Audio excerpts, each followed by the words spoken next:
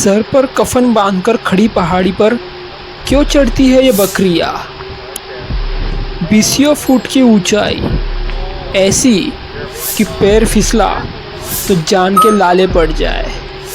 फिर भी ये बकरियाँ अपने छोटे मेमनों के साथ इतनी ऊंचाई पर चढ़ती है। स्विट्जरलैंड से सटे उत्तरी इटली के बॉर्डर के पास एक जगह है, बेबरना कुसियो ओसोला।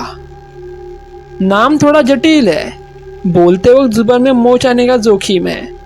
खैर, नाम बोलने का जोखिम तो कुछ भी नहीं उस रिस्क के सामने जो यहाँ की जाबाज बकरियां उठाती है।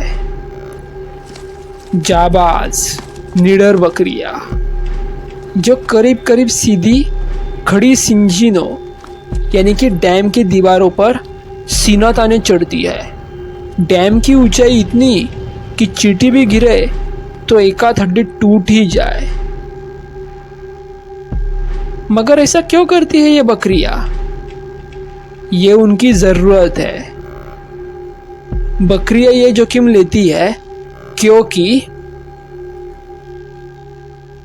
जैसे हर आदमी होते हैं, 10-20 आदमी, 50-100 आदमी, इंसान, वैसे ही होती है कम से कम 10-20 बकरियां।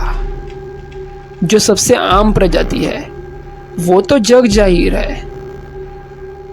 दरअसल जिन निडर बकरियों की बात हो रही है वो है एल्पाइन एबैक्स या फिर पहाड़ी बकरियां।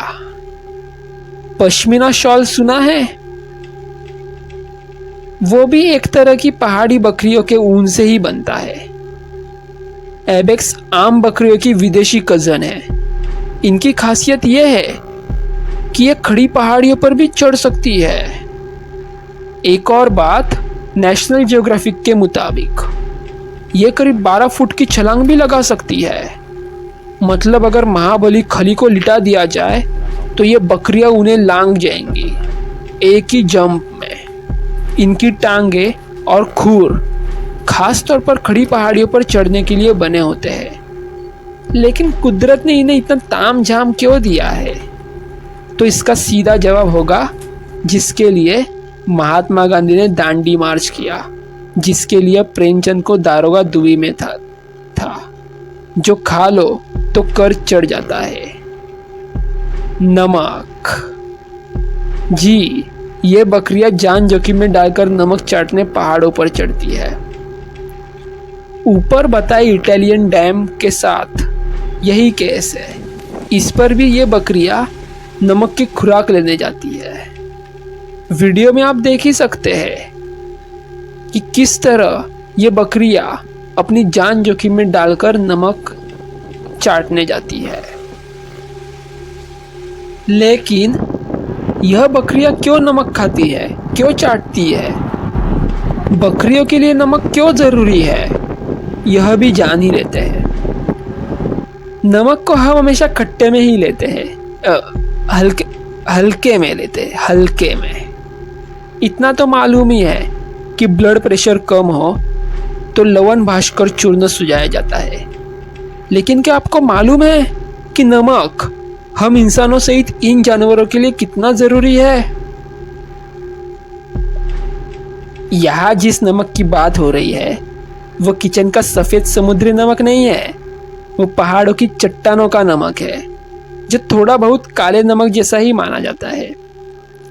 इसे मिनरल्स भी कहते हैं। दरअसल किचन के सफेद नमक में सोडियम ज्यादा होता है, वही इन पहाड़ों की चट्टानों में कैल्शियम और पोटेशियम जैसे मिनरल्स भी होते हैं। कैल्शियम और सोडियम दो बड़े ज़रूरी मिनरल्स हैं, नर्वस सिस्टम यानी कि दिमागी तंत्र के लिए बहुत ज़रूरी। दरअसल ये मिनरल्स तंत्रिकाओं के बीच कम्युनिकेशंस करती है, यानी संदेश यहाँ से वहाँ। मतलब शरीर के अंदर कोई बात इधर से उधर करनी हो तो उसके लिए ये तत्व ज़रूरी है। अगर ये न हो तो शरीर के कई काम ठप पड़ जाएंगे।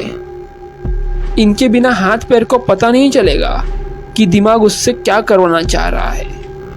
इसके अलावा कैल्शियम का एक और काम होता है, हड्डियों और मसल्स को मजबूती देना। लेकिन पहाड़ों में एक दिक्कत है कि यहाँ पेड़ पौधे कम उगते हैं, क्योंकि उपजाऊ मिट्टी कम होती है, पत्थर ज़्यादा होते हैं। जो थोड़े बहुत पौधे उगते हैं वहाँ पे, उनमें उतने ज़रूरी तत्व नहीं होते जितना कि इन बकरियों को ज़रूरत पड़ती है। तो कारण साफ है, कैल्शियम और सोडियम जैसे ज़रूरी तत्वों की कमी को पूरा करने के लिए इन बकरियों ने अनोखा तरीका निकाला है। इसलिए वो पत्थरों को, यानी कि पत्थरी नमक को चाटती है, जुबान के ज़रिए तत्वों को सोखती है और ज़रूरी तत्वों की कमी को पूरा करती है।